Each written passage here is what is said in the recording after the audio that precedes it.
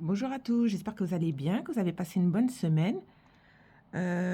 Tout d'abord, je souhaite une bonne guérison à tous ceux qui sont malades. Je sais qu'il y a beaucoup de personnes qui sont malades en ce moment, donc bonne guérison à vous. Euh, alors, pour les présentations, je me présente, je m'appelle Moby, j'ai 42 ans, je suis maman de 4 enfants, je suis mariée. Je fais ces vidéos dans le but de me discipliner, comme je disais dans les précédentes vidéos, et pour avoir un peu plus d'ordre dans mes comptes. En général, quand je gère mes comptes, je sais à peu près ce qui rentre, je sais à peu près ce qui sort, mais je ne savais pas exactement dans quelle catégorie placer mes dépenses. Dans les dépenses variables, en faisant les enveloppes budgétaires, j'arrive à peu près à visualiser maintenant dans quelle catégorie mon argent part. Et ça me permet d'avoir un peu plus de visu et de mieux retracer mes dépenses. Là, donc, j'ai commencé les enveloppes budgétaires il y a très peu de temps. J'ai regardé beaucoup de vidéos, mais c'est vrai que de les regarder, de les mettre en pratique, c'est pas du tout la même chose. En fait, vraiment, c'est quand on les met en pratique qu'on voit les petites erreurs qu'on est capable de faire, si on est capable de continuer ou pas, si ça nous va ou pas. Chacun sa méthode, chacun son objectif. Pour moi, la méthode des enveloppes, c'est top. C'est top, sachant qu'avant, je payais pratiquement tout par CB. Quand je vous dis tout par CB, c'était pratiquement tout par CB. J'avais des espèces. Il y a une période où je payais souvent en espèces, mais je catégorisais pas. Donc le fait de faire ces vidéos, c'était vraiment pour m'aider à catégoriser et pour épargner. Parce que quand j'épargnais, je désépargnais aussi et je ne savais pas dans quelle catégorie forcément ça partait. Et là, je me suis dit, je vais faire cette méthode-là pour beaucoup plus optimiser mes dépenses, traquer les dépenses variables et savoir dans quelle catégorie mes dépenses vont partir. Donc voilà, j'ai mon classeur des enveloppes. Bon, pour les courses, il me restait 137 euros et des poussières. Donc là, je vais retirer tout ce qu'il y a en espèces.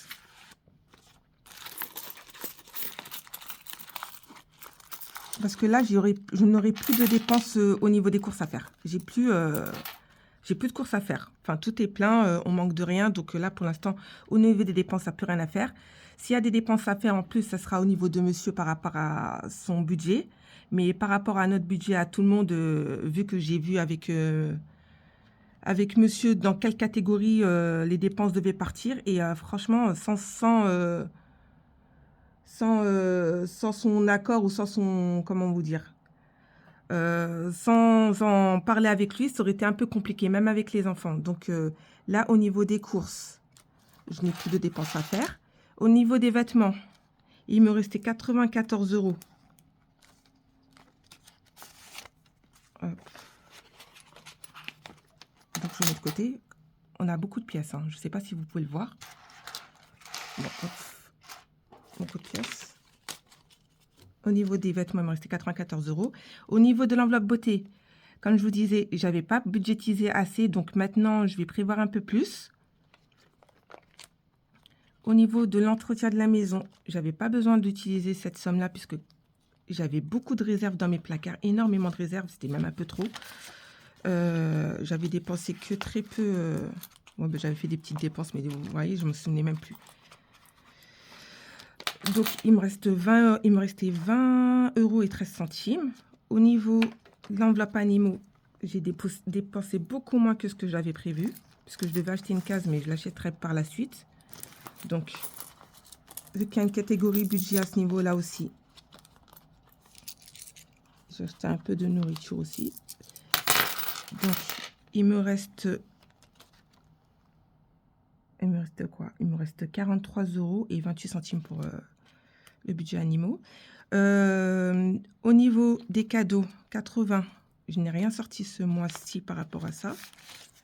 Sachant que j'avais, comme je vous disais, j'avais déjà une enveloppe, une épargne par rapport à ça, que j'avais déjà commencé avant de commencer mes enveloppes budgétaires. Donc finalement, ben, ça tombe bien et ça m'aide à mieux gérer. Là, au niveau des transports, j'avais budgétisé 100 euros. Je n'ai pas touché, donc c'est top. C'est en précaution puisque j'ai les dépenses fixes qui sortent déjà. Là, au niveau de l'école, 30 euros.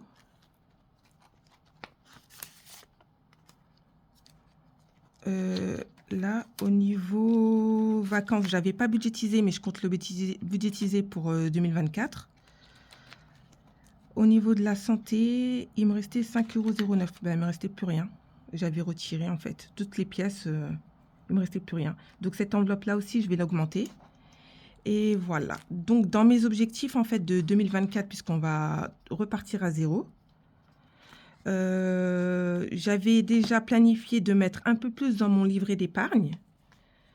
Qu'est-ce que j'avais planifié d'autre? Oui, j'avais planifié de mettre un peu plus dans mon livret d'épargne, de mettre, d'optimiser mes enveloppes budgétaires au bon montant, parce que certains montants n'étaient pas bien répertoriés. Et qu'est-ce que j'avais prévu d'autre? Je n'avais jamais marqué mes notes puisque je ne me souvenais plus.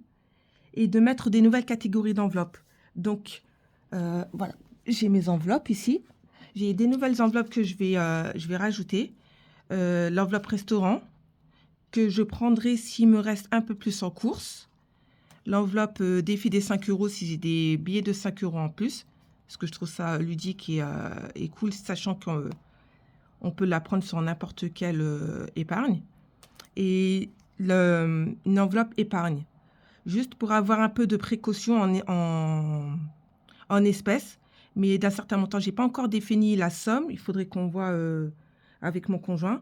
Mais je pense qu'il y aura toujours la catégorie en espèces qui sera dans le compte et la catégorie la catégorie espèces qui sera dans l'enveloppe et la catégorie en compte en carte bleue qui restera dans le compte. Sachant qu'il y a déjà des épargnes qui sont déjà catégorisées dans les comptes bancaires.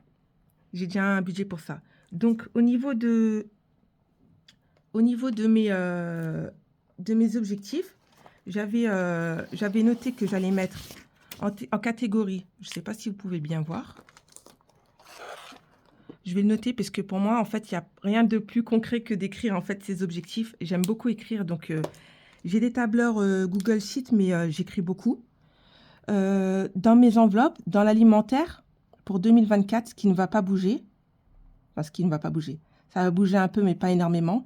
Dans l'alimentaire, on a prévu de mettre 750 € parce qu'il nous restait toujours des restes et j'ai calculé par rapport à toutes les dépenses qu'on a fait précédemment. Le budget global est de 750 €. Je ne pense pas que ça va augmenter vu qu'on a atteint le plafond avec l'inflation. Donc, on reste à 750 € et puis si jamais il y a des augmentations, on augmentera. Je ne sais pas si vous pouvez bien voir. Je vais augmenter un petit peu. Hop, je vais zoomer. Voilà.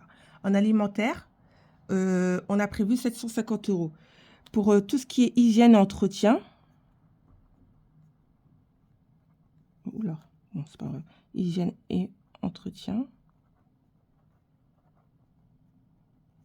on a prévu 50 € dans les enveloppes. Pour tout ce qui est animaux, 30 €. Pour l'enveloppe beauté, que j'avais sous-estimée en fait, je vais l'augmenter à 80 €. Pour 6, c'est pas négligeable et c'est important. Mais s'il en reste, on reprendra dans les enveloppes d'avant. Et si cette enveloppe est trop légère, et on augmentera d'un petit peu plus. Mais 80 €, ça me paraît pertinent. Pour l'enveloppe école, sachant qu'on a déjà la catégorie en carte bleue qui est déjà de côté, j'ai prévu 30 € par mois. Pour les vêtements, tout ce qui est shopping, vêtements, baskets, 200 €. Pour les cadeaux, on a prévu toujours 80 €. Pour tout ce qui est vacances, là, on s'est dit que 100 € c'était pas mal, sachant qu'on avait déjà épargné pour cette catégorie avant. C'est pour ça que j'hésitais à remplir l'enveloppe. Mais 100 € c'est pas mal, sachant que s'y prendre à la dernière minute, c'est la pire c'est la pire des façons de faire pour nous. Donc voilà. Pour l'enveloppe épargne que je vais faire pour mon classeur, en fait, ce sera plutôt une épargne d'imprévu et autres. Mais tout ce que je n'aurais pas anticipé à l'avance, on a prévu de mettre 50 € qui devrait gonfler au fur et à mesure des mois, si on n'y touche pas et si j'ai bien anticipé sur toutes les dépenses catégorisées. Sur le budget de transport, On avait prévu 100 euros, mais on s'est dit que c'était trop, vu que la voiture, en fait, je pense qu'on n'aura pas beaucoup de dépenses vis-à-vis de la voiture, mis à part s'il nous arrive un gros pépin. Mais bon, on avait déjà épargné dans les mois d'avant. Et là, dans ce qui nous restait dans cette enveloppe de 2023, il restait 100 euros qu'on a à peine touché, voire 200 euros, je pense, un peu plus de 200 euros. Déjà avec l'enveloppe en l'espèce, sachant qu'en carte bleue et dans le budget auto, je pense qu'on a beaucoup plus en fait. Donc au niveau du transport, des transports de la voiture et puis tout ce qui est transport, 60 euros. Au niveau de la santé, j'avais aussi sous-estimé cette catégorie-là, sachant que avant je mettais les lunettes dans équipement, mais en fait je vais le mettre dans santé. Et tout ce qui est orthodontie et tous les soins médicaux, l'ostéopathe, le kiné et tout ce que j'avais pas prévu, 70 euros. Pour tout ce qui est équipement de la maison, c'est-à-dire les téléphones, quoi d'autre? Les téléphones, les ordinateurs portables, toutes les réparations, Action, Chain, toutes les commandes, 70 euros. Et je pense que dans les enveloppes, voilà, je vais essayer de me tenir, de me restreindre à ça. J'avais regardé sur mon Google Sheet toutes les dépenses que j'avais faites et franchement, j'avais sous-catégorisé certaines dépenses, j'ai pu en remettre d'autres, j'ai traqué toutes mes dépenses de l'année 2023 que j'avais commencé enfin 2023, je vous parle de 2023, mais j'ai commencé mon tracking depuis 2021. Au début, je n'étais pas super assidue. En 2022, j'ai commencé à traquer un peu mieux, mais le rythme était là. Et en 2023, j'ai vraiment tout traqué. Et ça m'a donné les principales catégories, ça m'a donné ça. En alimentaire, en hygiène et entretien, animaux, beauté, école, vêtements, cadeaux, vacances. Les épargnes imprévues, ben ça c'est une nouvelle catégorie puisque j'avais déjà l'épargne de précaution. Transport, nouvelle catégorie puisque j'avais déjà sur mon compte en banque. Santé et équipement. Et c'est vraiment dans ces dépenses variables qu'on peut optimiser et puis que je pourrais savoir exactement combien je peux faire soit en bénéfice, soit à réajuster. Donc voilà, ça c'est dans mes objectifs de 2024. Puis j'espère que j'arriverai à tenir par rapport à ça. Donc voilà. En tout cas, je vous remercie d'avoir suivi la vidéo. Je vous souhaite une bonne semaine et je vous dis à bientôt pour les prochaines vidéos. Merci, bye bye.